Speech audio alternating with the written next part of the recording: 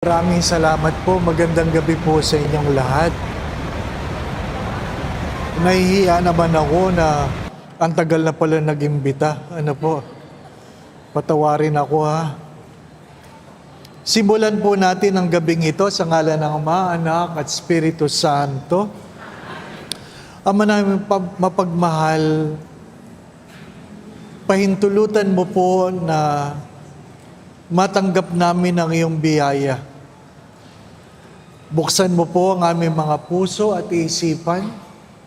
Nawa ay marinig namin ang mga bagay na dapat naming marinig. Makita namin ang mga bagay na dapat naming makita upang magawa namin ang mga bagay na dapat naming gawin. Hinihiling namin ito sa pamamagitan ng iyong anak na yung Panginoon Jesucristo kasama ng Espiritu Santo magpasawalang hanggan. San Vicente Ferrer, sa ngalan ng Ama, Anak at Espiritu Santo. Tinatanong ko po ang inyong pura kung ano ang tema. Sabi, bahala ka na. Alam po, napakahirap po ng temang yun. Alam po, bahala ka na. Alam po. Kaya po ay inaanyayahan ko po kayo na pagnilayan ang ilang kataga o pananaw o aral ni San Vicente Ferrer tungkol sa Kwaresma. Ano po? Hindi ko po alam ang konteksto ng ang inyong patron on the 14th century. Ano po? Pero sabi po niya, ang Kwaresma ay pagpapahalaga sa pag-aayuno, pagbabagong buhay, pagyapos sa kahirapan, at sabi, merong pananampalataya na nag-aanyaya sa panahon ng Kwaresma upang tingnan ang panahon bilang paghahanda sa paghusga ng Diyos. Sa madalit sabi, ayon po kay San Vicente Ferrer, tingnan mo ang Kwaresma hindi lang yung sa pang-araw-araw. Ano po? Kasi tayo, alam naman po natin ang disiplina ng Kwaresma. Prayer, fasting, and almsgiving. Di po ba, ano? Pero ang paanyaya po niya, hindi lang yung magawa mo ang mga disiplinang ito, makita mo ang iyong sarili sa paghusga ng Diyos. Sa madalit sabi, kung nag-aayuno ka, nagdadasal ka, nag-aabuloy ka, at wala namang pagbabago ang iyong buhay, walang halaga ang Kwaresma. Di pa ba, ano? Walang halaga. Hindi ka nga kumakain. Nalilipasan ka ng kain. Mahaba ang iyong pagdarasal. Dinadagdagan mo ang iyong hulog. Kaya lang, tuloy-tuloy ang chismis, wala pa rin. Di po ba, ano? Wala pa rin. Wala pa rin. Ang hinihingi ng patron ay mayroong pagbabago ng kalooban. The conversion. Kaya nga po, ang tanong natin ay, meron bang pagbabago sa buhay ko? Meron bang pagbabago? Minsan, merong malaking pagbabago, minsan maliit lang. Ang mahalaga, merong pagbabago. Ano po? Hindi lahat ng nagbago, umunlad. Pero lahat ng umunlad, nagbago. Inuulit ko po, hindi lahat ng nagbago, umunlad. Pero lahat ng umunlad, nagbago. Halimbawa, dati palaging late, nagbago, ngayon absent. Di ba ba? Di ba ba? Ha? Nagbago, di po ba? Ano? Ha? Dati, anong mga kasalanan ginagawa? Ha? Nagnanakaw. Nagbago. Di po ba? Ano? Nangu-hold up na lang. Maraming bagay na tayo ay nagbago, pero hindi naman umuunlad. Ang hamon po ng patron ay merong pagbabagong buhay. Narinig niyo po, that we may become a better person today than yesterday. Hindi kailangan Kwaresma yon. Hindi kailangan Kwaresma. Pero hari nawa sa panahon ng Kwaresma, nagiging masigasig tayo sa pagsusumikap na tayo ay magbago. Nakasanayan mo na magchismis. Di po ba, ano? Bagamat sa panahon ngayon, hindi na inaamin ng tao sila ay nagchichismisan. Wala nang umaamin na sila nagchichismisan o nagchichismisan na naman kayo. Di naman, Father. Ano ginagawa nyo? Sharing. Di ba, ano? Nag-sharing. Ha? Hindi sila nagchichismisan, sharing. Ano po? Pero, hari nawa, bago ka man lamang mamatay, kung 7 araw ka nagchichismis, hari nawa, bago ka mamatay, mga 3 araw na lang. Di ba ba, ano? Nabawasan man lamang ng 4 na araw. Di ba ba, ano? Mahalaga po yun. Ang sabi niya, merong pagtalikod sa kasalanan, may paggawa ng kabutihan, at higit sa lahat, sabi niya, live well not only in Lent, but at all times. Nawa, ang pagiging mabuti ay hindi lang sa panahon ng Kwaresma, kundi sa pang-araw-araw. Kasi hinihikayat tayong magdasal ng Kwaresma, pero yung iba sa atin, pagkatapos ng Kwaresma, di na nagdadasal. Mahalaga na na-develop naging kaugalian. Palagi ko po ito sinasabi. Ang Kwaresma ay hindi lamang isang panahon sa isang taon, kundi hari nawa isang uri ng pamumuhay. Lent, hopefully, will become a way of life. Hindi lang Kwaresma. Hindi lang kayo nagbibigay ng Kwaresma. Hari nawa, maging isang pagkatao ang pagiging mapagbigay. Hari nawa, yung pag-aayuno, hindi lang Kwaresma. Pang-araw-araw. Sabi ko nga po, pag kayo ay tumaba ng Pasko, naintindihan ko. Talagang maraming tumataba pag Pasko, di po ba, ano? Pero pag tumaba kayo ng Kwaresma, may problema kayo. Opo. Kasi dapat nag-aayuno kayo ng Kwaresma, tumaba kayo. Di ba? Dapat, pag panahon ng Kwaresma, kung hindi man nababawasan ng timbang, hindi ka bumibigat.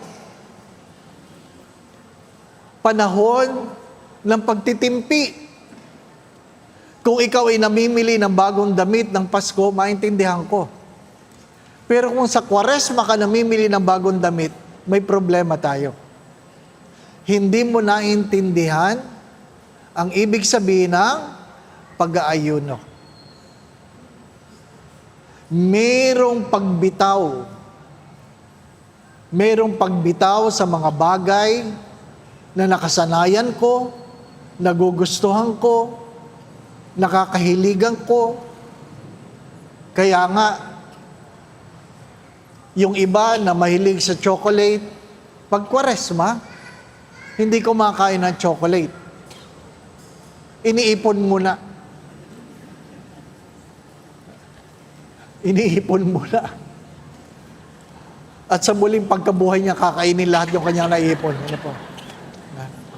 Ay, mali. Mahalaga po, mga minamahal na mga kapatid, ang sinasabi na ating patron ay Begin with the end in mind. Begin with the end in mind. Saan ka dadalhin ng iyong ginagawa? Hindi lahat ng pangarap naaabot. Sapagkat ang pangarap ay dapat mayroong pagsusumikap. May mga bagay na hindi nakukuha sa dasal. Di po ba, na?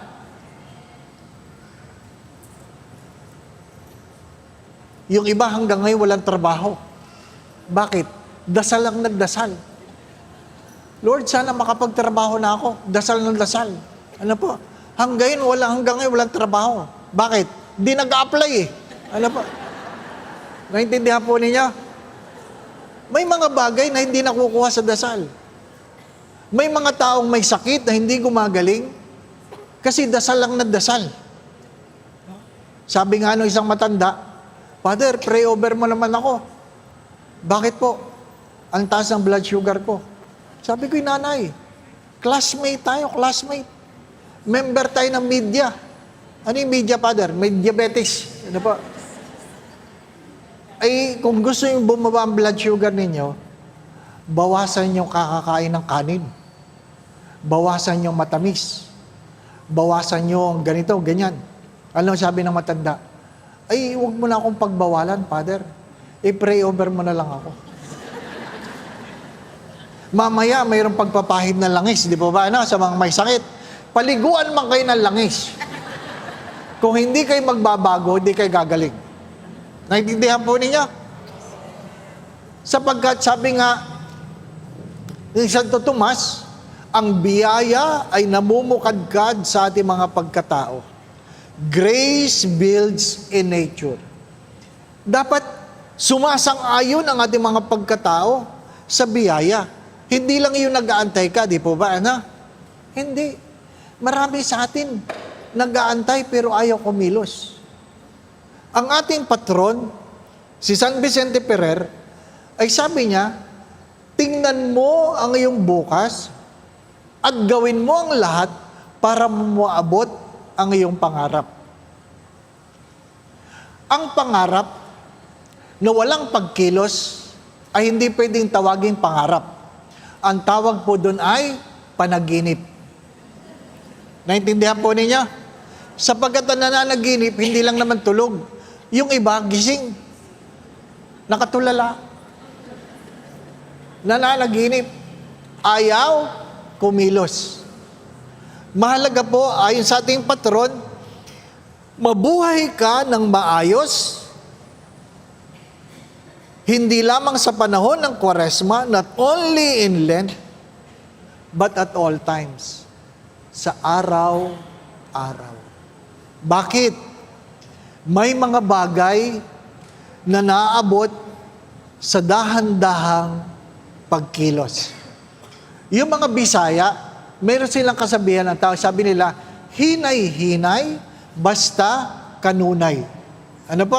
Meron po bang mga Bisaya dito? Cebuano, di ba? Tama po, hinay-hinay, basta kanunay. Dahan-dahan. Pero kung yan ay dahan-dahan at paulit-ulit mong ginagawa, magiging kaugalian. Magiging kaugalian. Hindi naman, pag may ginusto kang maganda, magagawa mo kagad. Hindi. Dahan-dahan. Di po ba, Dahan-dahan. Yung iba sa inyo, gusto pagising maganda agad. Hindi. Yung iba, talagang gumawa ng paraan para sila ay gumanda. Naintindihan po ninyo? Sabi nga, kung pinanganak kang pangit, di mo kasalanan. Pero pag namatay kang pangit, kasalanan mo. Bakit? Wala kang ginawa. Naintindihan po ninyo? Kung pinanganak kang makasalanan, wala kang magagawa. Pero kung namatay kang makasalanan, kasalanan mo yon. Wala kang ginawa. Mananabi ako. Kung pinanganak kang mahirap, hindi mo kasalanan. Pero kung namatay kang mahirap, kasalanan mo. Sapagkat, ang kailangan natin ay magsumikap. Di po ba, na? Yung panahon ni Daily at Atay-Atayan, naalala ninyo? Ha? Ano palagi sabi? Magsumikap ka. Di ba, ano ba? Mahalaga yun.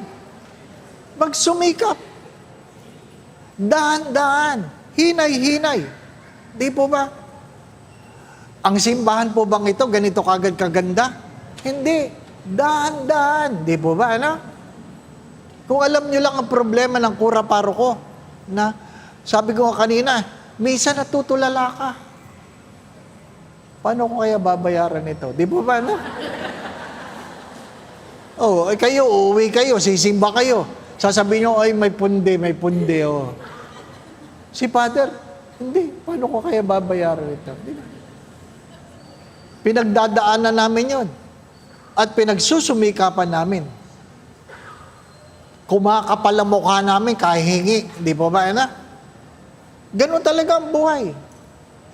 Kung wala kang pangarap, wala kang maabot.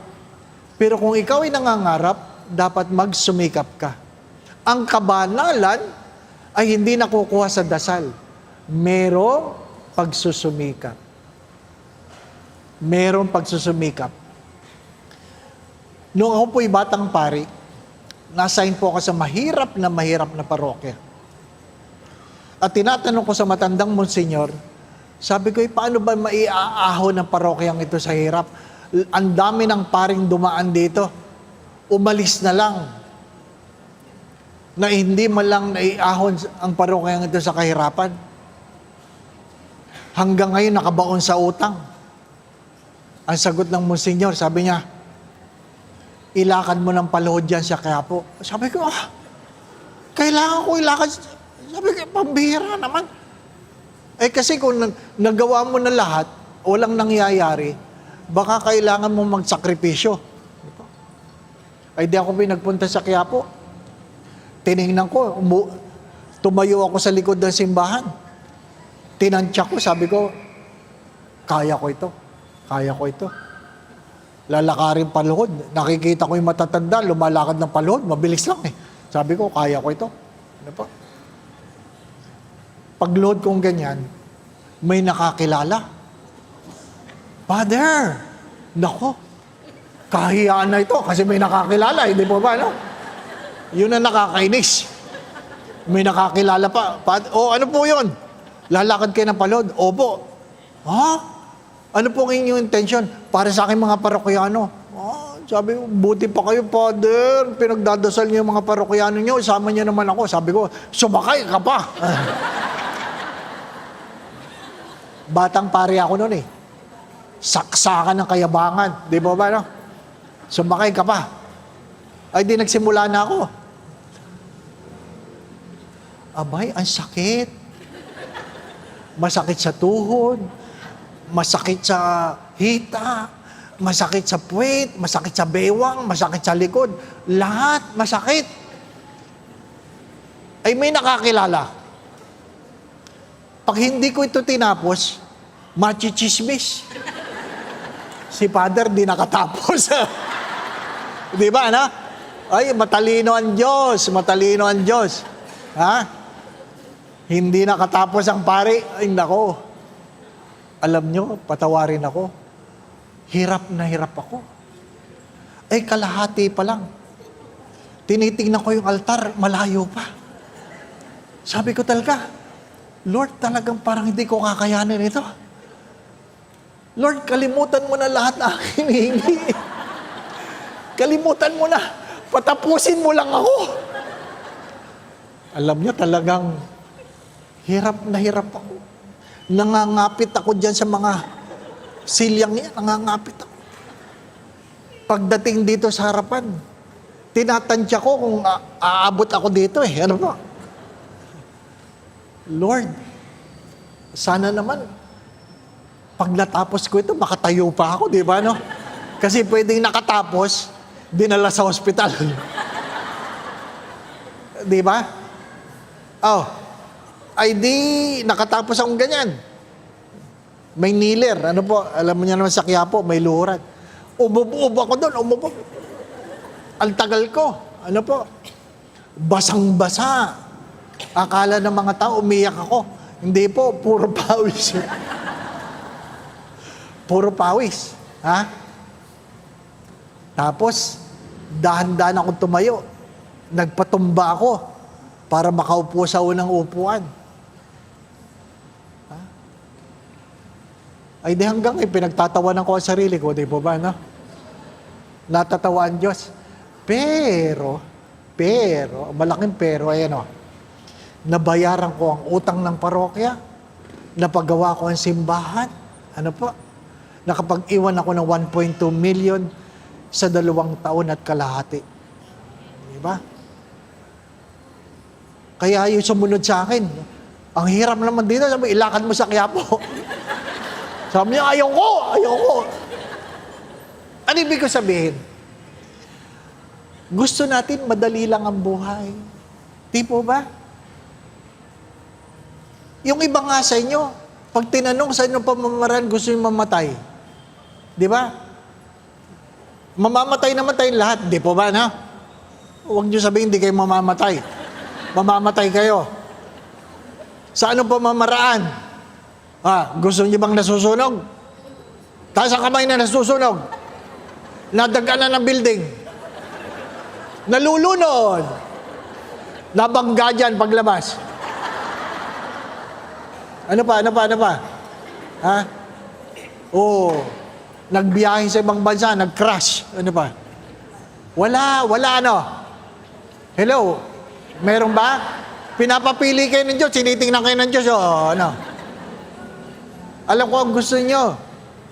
Sana kunin kayo ng Diyos habang, kita nyo na, para walang hirap. Bakit? Madali ba mapako? Hindi, di ba? Gusto nyo kunin kayo ng Diyos habang natutulog. Yan ang panalangin ng mga tao ngayon. Kunin habang natutulog. Kaya alam na po ninyo, sa misa may mga namamatay na.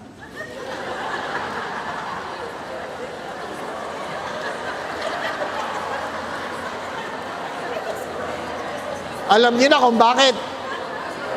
Natutulog eh. Bakit? Lahat ba nang nagsisimba natutulog? Nakikinig, iba natutulog. Unang pagbasa, unang pagtulog. Ikalawang pagbasa, pangalawang pagtulog. Di ba ba, no? Humiliya, mahaba-habang pagtulog. Kinuha na ni Lord. Gusto nyo kasi kunin kayo habang natutulog, di ba ba, no? Ayaw nating maghirap. Bakit, Father? Yung magnanakaw na katabi ni Kristo, sinabi lang naman niya sa Diyos, alalahanin mo ako pagdating mo sa iyong paraiso. Di ba? Nakapasok ka agad. Nagsimba ba yun, Father? Hindi. Umatin ba yun ng Prex? Hindi. Nag-BEC ba yun? Hindi. Member ba yun ng Lourdes? Hindi. Lay minister ba yun? Hindi. Magnanakaw yun. Isipin mo, sinabi lang niya, alalahanin mo ako pagdating mo sa iyong paraiso. Bakit ganun, Father? Di sana pag ako'y mamamatay na, sasabihin ko rin, Lord, remember me. Di ba na? Pwede yun. Pero wag niyong kakalimutan, nakapako yun. Kung gusto niyo lang ganon, habang kayo mamamatay, papasok agad kayo, magpapako kayo. Naintindihan po ninyo? Gusto natin madali. Gusto natin magaan. Gusto natin pag yumaman, mabilis lang. Gusto natin pag nag-aral, tapos agad. Di ba? Nung pandemic, sino bang gumagawa ng assignment ng anak? Kita nyo na kayo. Di po ba, no? Kayo. Kaya kayo mga teacher, gulat na gulat. Biglang tumalino ang mga estudyante nila. Ang tataas ng grade. Ngayon, tapos na ang pandemic, yung ibang magulang, sila pa rin ang gumagawa ng assignment na anak. At yung isang anak, bagsak. Ma, bagsak ako. Sabi nung nanay, ba't ka bumagsak? Di ko alam, ikaw ang gumagawa ng assignment ko eh. Ayaw nating turuan. Mga minamahal na mga kapatid, kahit sa simbahan, meron nagpapadasal, pero ayaw magdasal. Di ba ba, ano? Isama mo naman ako sa panalangin. Isama mo naman ako sa panalangin. Di ba? Pero hindi nagdadasal. Piling nyo, makakarating kayo sa langit? Hindi kayo makakarating sa langit. Ano sabi? Sabi ni San Vicente, 3 bagay.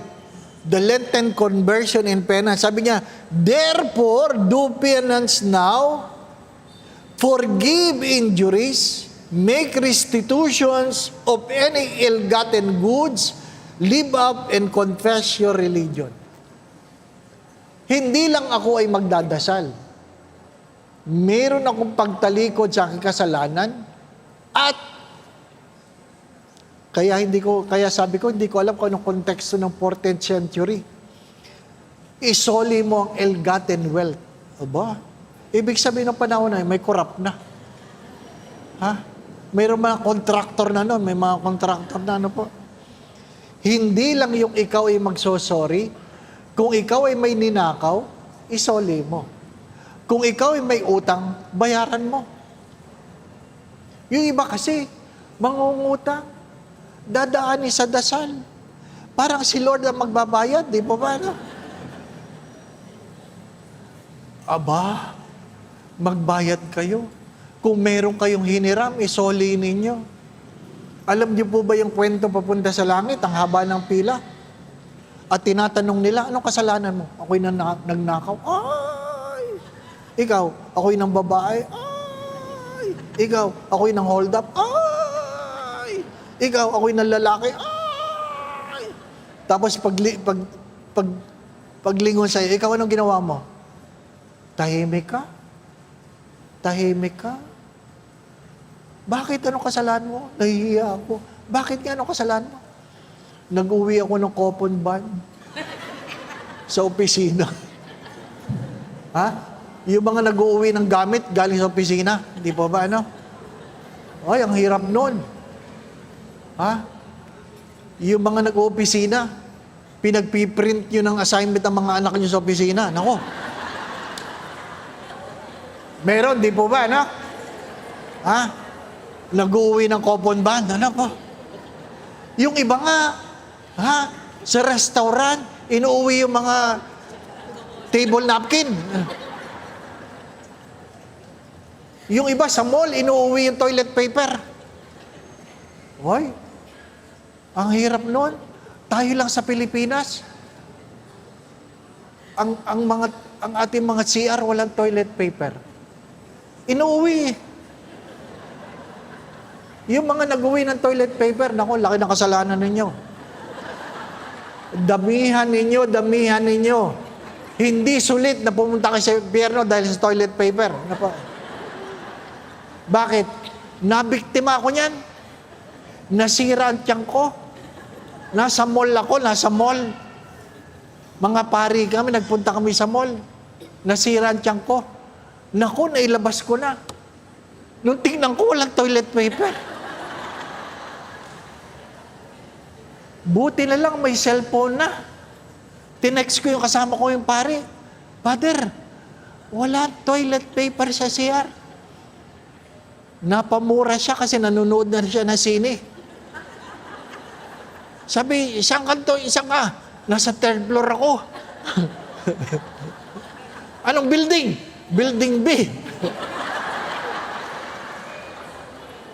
Isipin mo, nanood siya ng sine, nagpatatak pa siyang ganon. Bumili siya ng toilet paper. Oh. Tapos pagdating sa CR, buti na lang, hindi tinawag na Father Dave. Dave! Sabi ko, dito. Nakakaya. Kaya galit na galit ako sa mga nagnanakaw ng toilet paper.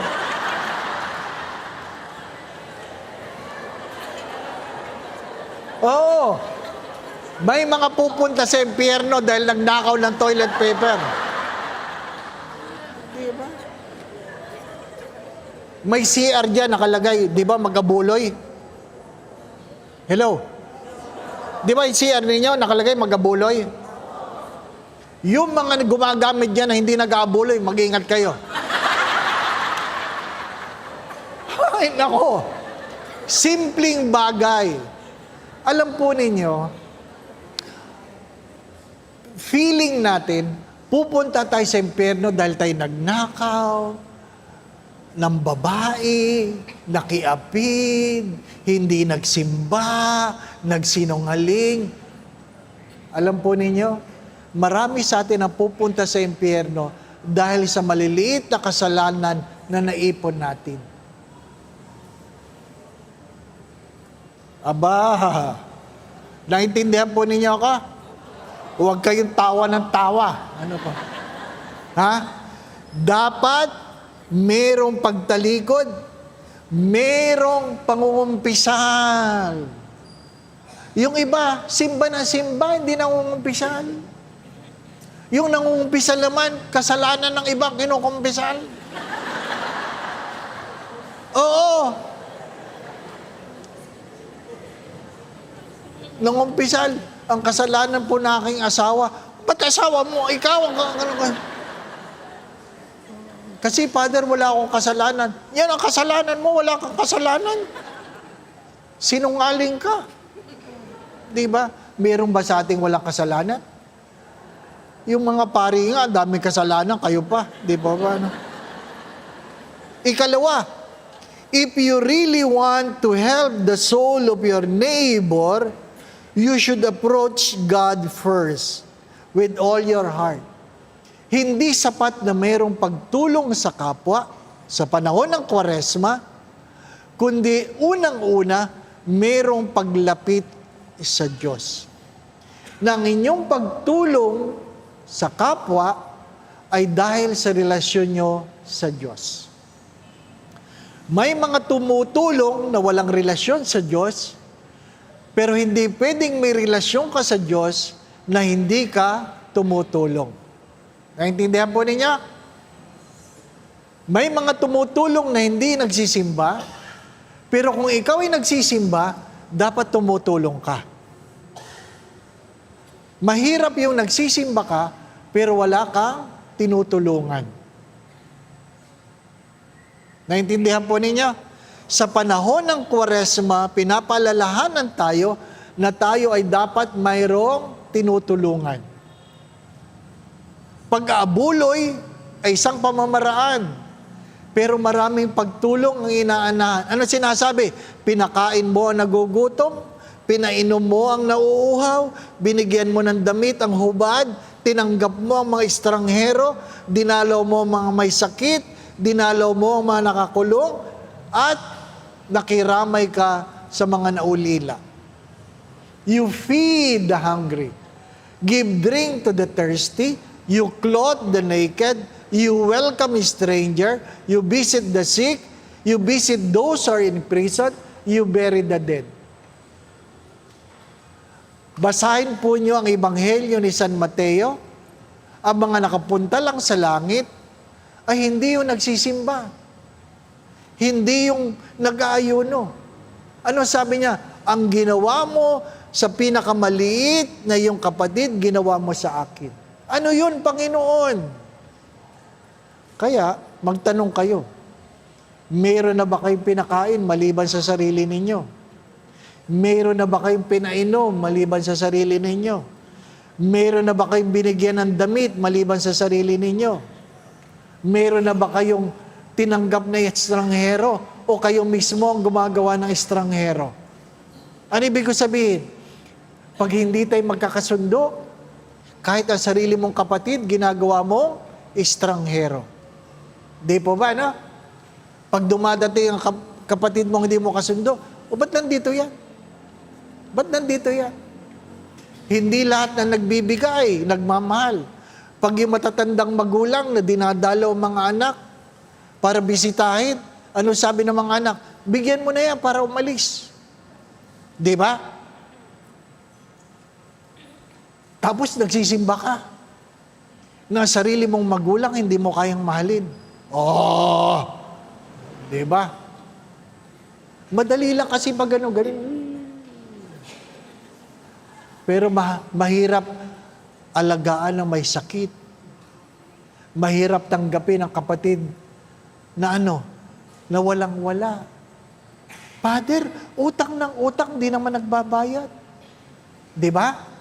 May mga kapatid kayo utang ng utang, di nagbabayad. Di ba ba, Pag nangutang, huwag niyo na pautangin. Bakit? Alam niyo namang walang pambayad, pinapautang niyo pa. Huwag niyo na pautangin. Bigyan mo na lang. Para hindi ka maniningil. Di ba ba, Oh. Anong gusto niyo? Kayo nangungutang o kayong inuutangan? Hello? Oy, sagutin niyo ako. Anong gusto niyo? Kayo ang nangungutang o kayong inuutangan? O bukas may mangungutang sa inyo. Kasi madali lang sabihin yun. May mga bagay na madali lang sabihin, pero ang hirap gawin. Pero anong kasabihan natin? Kung gusto, may paraan. Kung ayaw, may dahilan. Kasi kahit mahirap, kung gusto, ginagawa ng paraan.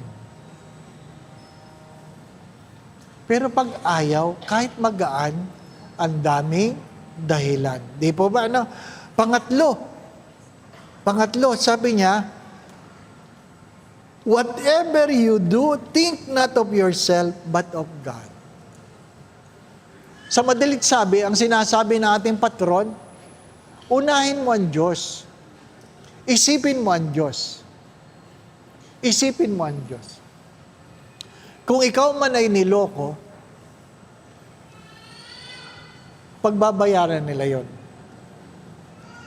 Ang Diyos ang magpapalit. Ano sabi niya? Batiin mo ng kapayapaan ang iyong katabi. Kung karapat-dapat, mapupunta sa Kanya. Kung hindi karapat-dapat, mababalik sa iyo. Di po ba, Ibig sabihin, walang masasayang.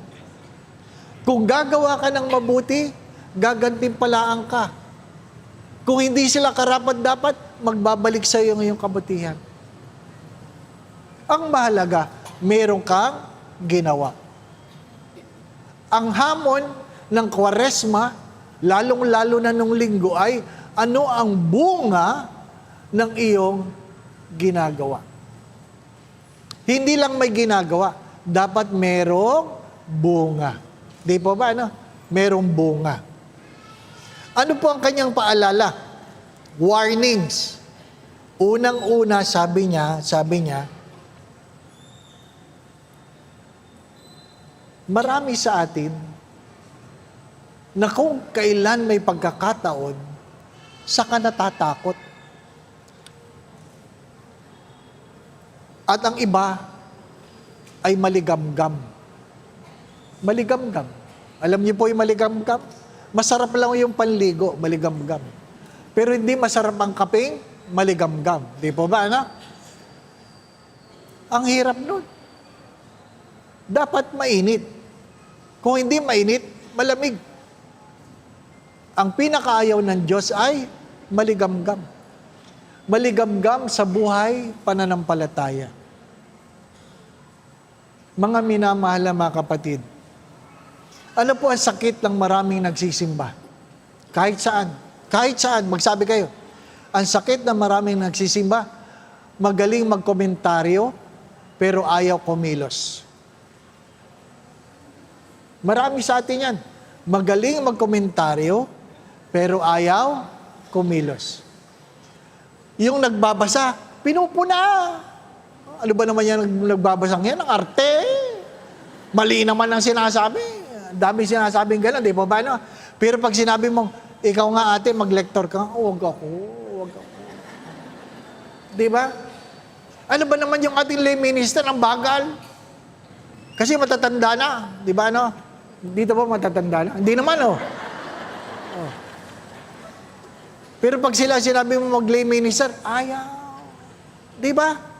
Ayaw. May mga parokya ang tatanda na ng lay minister. Hindi pwede dito yon. Bakit? Ang dami hagdan eh. Mahuhulog. Ang layo ng altar. Bago dumating si Kristo sa inyo, ang tagal. 1 to 1. Hindi pwedeng matanda ang lay minister. Pero pag tinanong mo, gusto mo mag-lay minister? Ayaw. Di ba? Pag panahon ng Kwaresma, ayaw nila yung lay minister matanda. Bakit? Babagal. Ikalawa, ang laki ng krus. Pag Ash Wednesday, di ba ba? Kasi, buong mukha.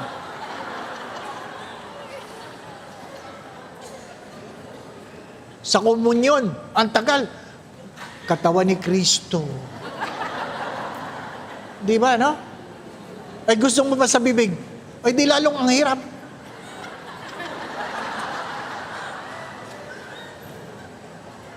Ano ibig sabihin?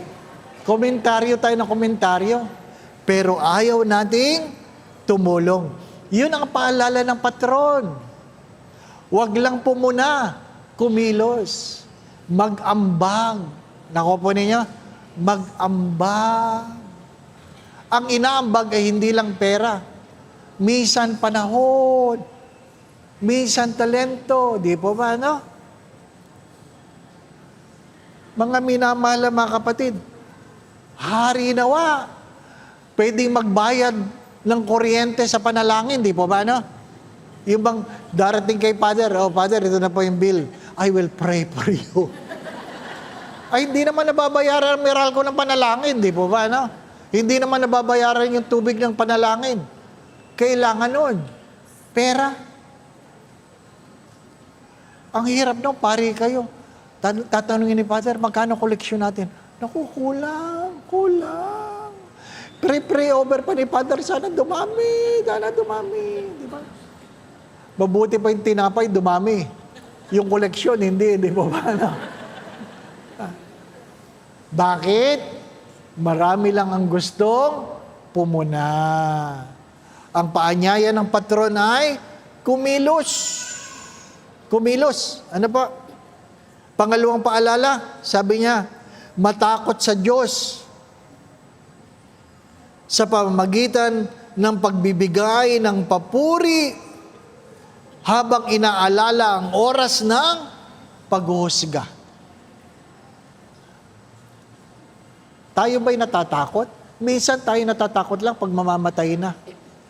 Pero pag malusog, hindi natin naaalala ang Diyos. Di po ba ano? Hindi natin naaalala ang Diyos. Patawarin niyo ako. Sana hindi naman ganun dito. Ano po? Alam niyo, sana patawarin niyo ako. Mananabi ako. May mga simbahan, yung mga naglilingkod, sila ang mga chismosa.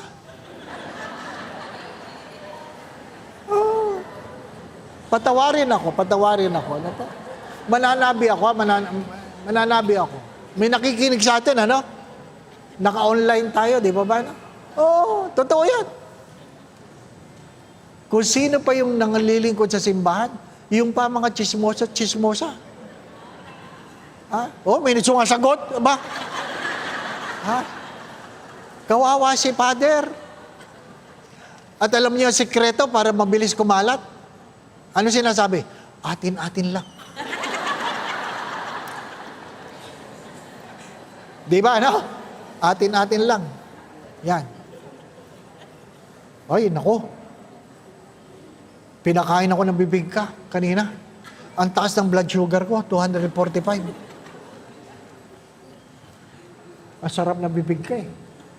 Sino ba yun ang pagkain sa akin?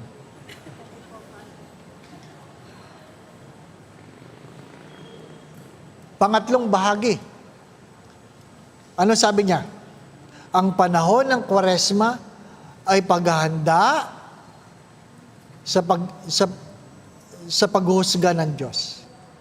By penance and amendment of life, people prepare themselves against the impending affliction. Hindi ibig sabihin ng paghusga, kamatayan. Kailangan po niyong tanggapin na meron tayo mga pagdurusa dala ng ating sariling kasalanan. Hello? Mabuti sana kung patay agad. Pero, may mga pagdurusa dahil sa iyong kasalanan. Kasalanan mo, kaya ka nagdurusa.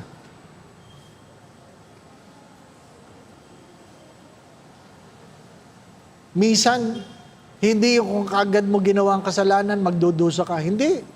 Minsan, makakalipas mo na. Di ba? Yung mga kasama, o yung mga naging bahagi ng corruption sa flood control. Meron ba dito?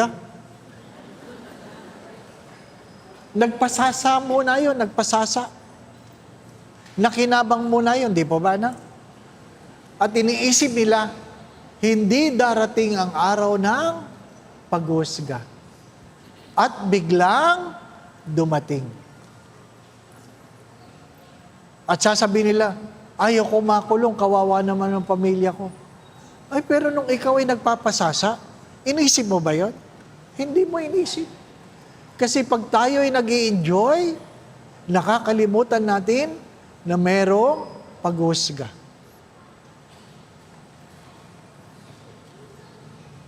Alam mong ikaw ay hypertensive, pero talagang masarap kumain ng bawal. Di ba ba na?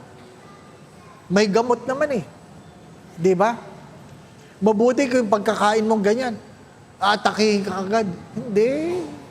Mag-enjoy ka muna. Pagkatapos ng tatlong araw, 4 na araw, saka ka-atakihin. Di po ba, ano? Oo. Saka mo lang sasabihin, sana di ko kinain. Tapos na, nalunok mo na. Di po ba, no? Yun mga, sana hindi ko kinuha. Sana hindi ko, ay puro tayo ganun. Ano sabi ng ating patron? Ay, kung ano man ang iyong ginagawa, huwag mong kakalimutan, may panahon ng paghusga. Kaya kung nag-iisip ka pa lang ng kasalanan, isipin mo na merong paghusga. Hindi kamatayan yan. Hello? Hindi yung impyerno. Hindi. Dito pa lang sa lupa, meron na paghusga. Pero pag pinag-usapan ng paghusga, hindi naman yung pangit. Kung gumawa ka ng mabuti, meron ka ring paghusga. Anong paghusga mo? Pagpapalain ka. Sa madalit sabi, kung ano ang iyong ginagawa, merong kapalit. Mamili ka. Kasalanan na iyong pagdudusahan, kabutihan na ikaw ay pagpapalain. Hindi pwedeng walang ginagawa. Hindi pwedeng walang ginagawa. Nakuha po ninyo? Kaya nga, sa panahon ng Kwaresma, kung wala kang maisip na gawin, ano sabi? Mag-ayuno ka. Di po ba, ano? Ha? Manalangin ka, mag-abuloy ka. Kasi kung ikaw ay walang maisip na ginagawa, at least ang simbahan, ang Panginoon ay nagpaalala, may 3 bagay ka na pwedeng gawin. Pero hindi ka nalilimita sa 3 bagay na yon. Napakaraming pwedeng gawin. Magpakain ka na nagugutom, inuulit ko, painumin mo na uuhaw, tanggapin mo ang mga estranghero. Ano ibig sabihin? Sabi nga ni Santa Teresita ng Lisieux, sabi niya, yung ikaw ay ngumiti sa mga taong iyong nakakasalubong. Malaking bagay yon.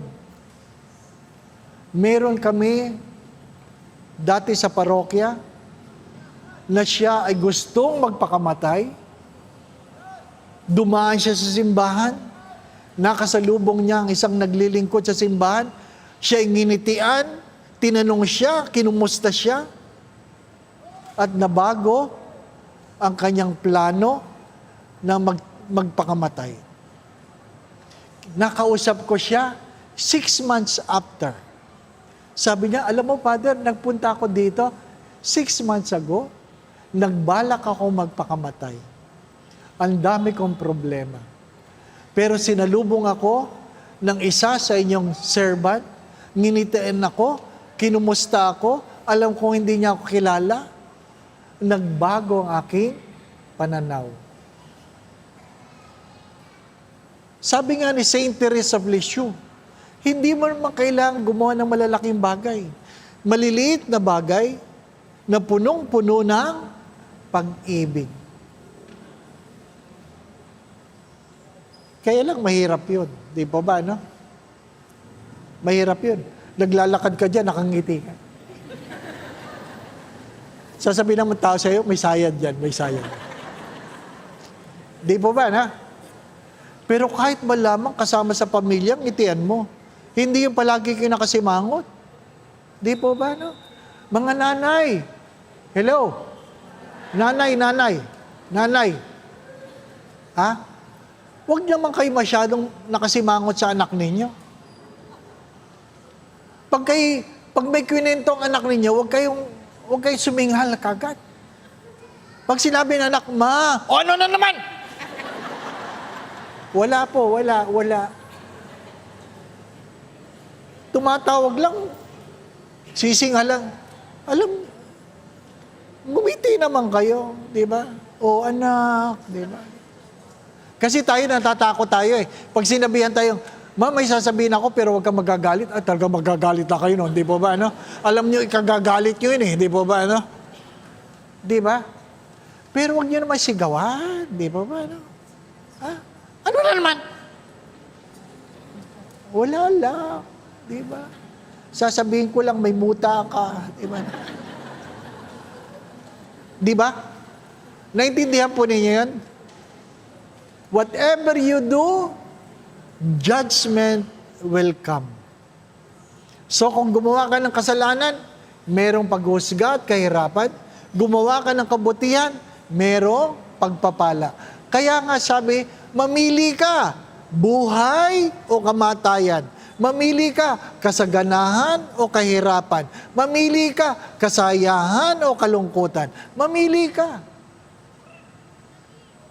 Ang iyong bukas ay depende sa iyong mga pagpili ngayon.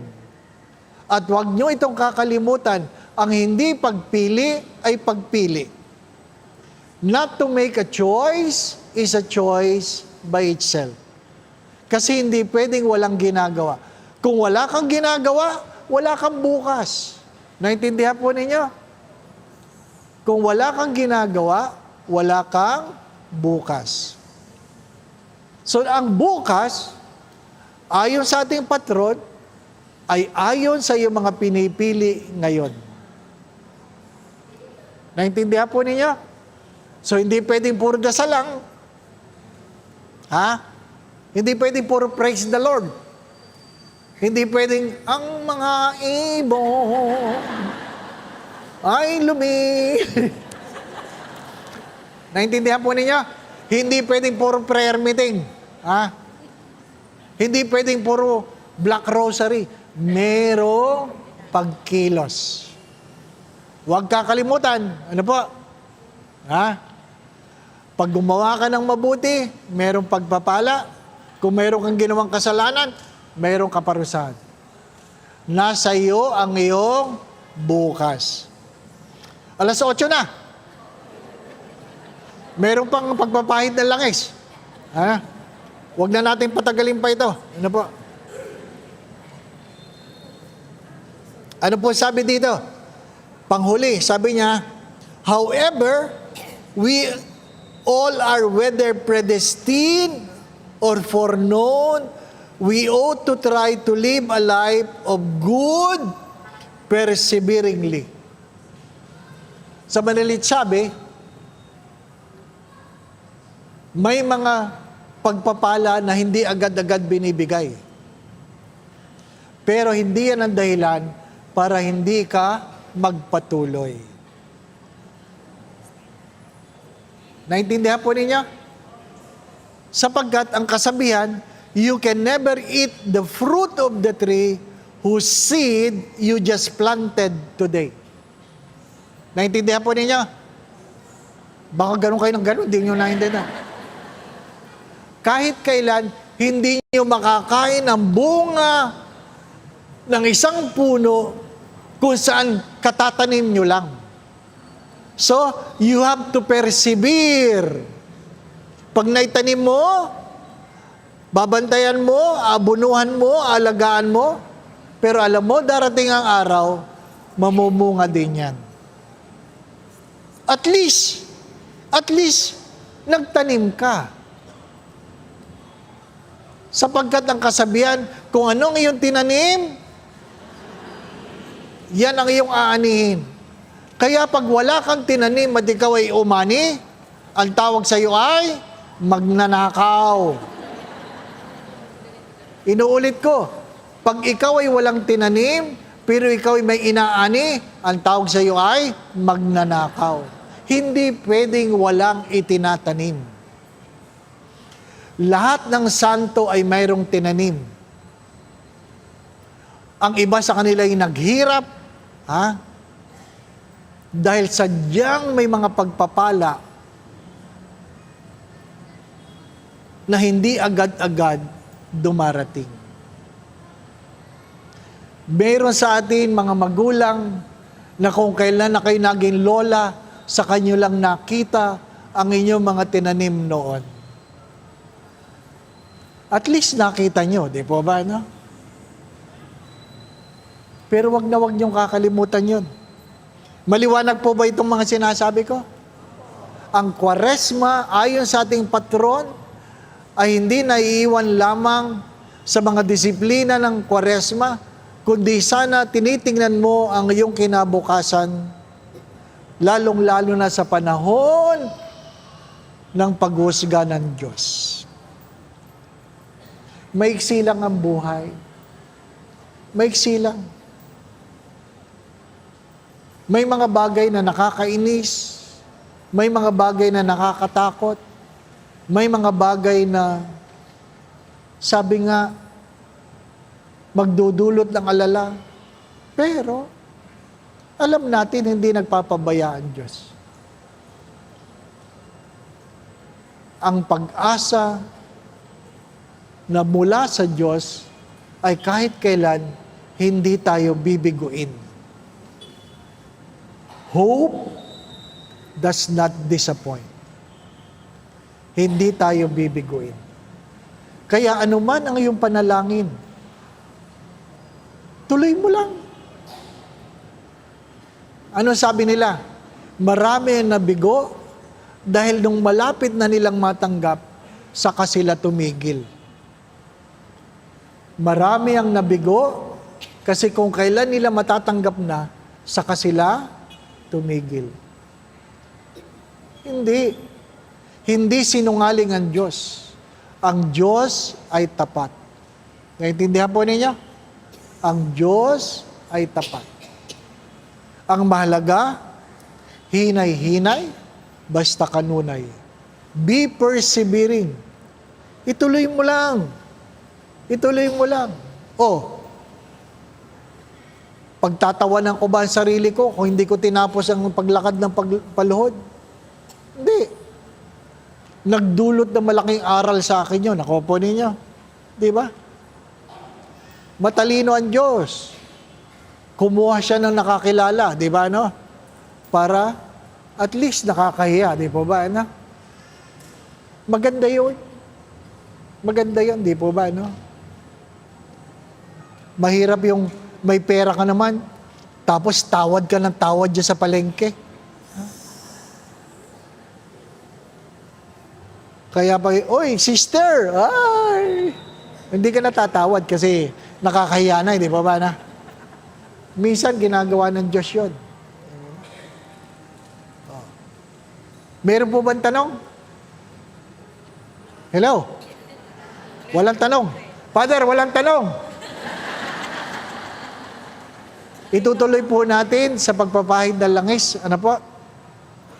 Ngayon, Inaanyayahan ko kayo na habang kayo'y nakapila sa pagpapahid ng langis, manalig kayo. Manalig kayo na matatanggap ninyo ang inyong hinihingi. Sapagkat hindi binibigo ng Diyos ang mga nananalig sa Kanya. Pahintulutan yung kayo'y aking ipagdasal. Ano po? Ha? Tulungan kayo sa inyong mga panalangin. Sa ngalan ng Ama, Anak, at Espiritu Santo, Ama naming mapagmahal, kilala mo po ang bawat isa na naririto. Ikaw ang nagbigay ng buhay, ikaw ang nagtaguyod. Alam mo ang kailang mga pagtawa at pagluha, kahinaan at kalakasan, kabiguan at tagumpay. Batid mo, Panginoon, ang kailang mga panalangin. Batid mo, Panginoon, ang kailang mga pagdulog. Alam mo ang kailang mga pangarap, hindi lang para sa kailang mga sarili, kundi para sa kailang mga mahal sa buhay. Panginoon, hipuin mo po ang bawat isa. Kahabagan mo, Panginoon. Ano man ang kailang mga karamdaman, sa isang salita mo lamang ay gagaling sila. Pero Panginoon, idinudulog ko rin ang kailang mga pamilya saan man naroroon. Kung ano man ang kailang mga pinagdadaanan ngayon sa buhay, alisin mo ang kailang mga pagkatakot at pangamba. Dagdagan mo po ang kailang pananalig at pananampalataya sa iyo. Nawa po ang kailang mga pamilya, ipagharian mo ng pagmamahalan, pagkakaisa, pagkakasundo-sundo, kapayapaan, kasayahan, puspos ng pag-ibig at kasaganahan.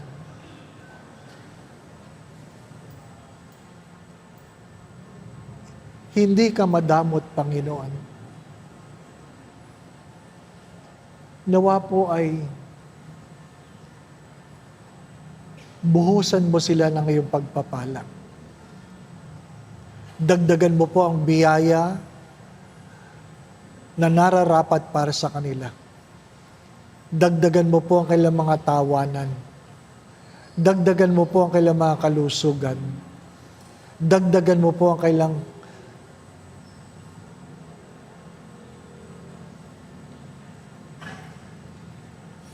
mga pagpapala. Nawa po'y mayroong kasaganahan sa kanilang mga buhay. Suklian mo ang mga paglilingkod ng iyong mga anak. Suklian mo, Panginoon, ang kanilang mga kagandahang loob. At kung sino man ang may sakit dito, Panginoon, alam kong walang imposible sa iyo. Maging cancer man yan. Panginoon, pagalingin mo po sila. Kayo na po magkaloob, Panginoon, sa kanilang mga pagdulog, sa tulong at panalangin mga banal, lalong-lalo na ng mahal na Birhen, kay din ni San Jose, ang tapat niyang esposo. Ang aming patron, San Vicente Ferrer, pagpalain mo po ang bawat isa, sa ngalan ng Ama, at ng Anak, at ng Espiritu Santo. Pagpalain po kayo ng Diyos, maraming salamat po.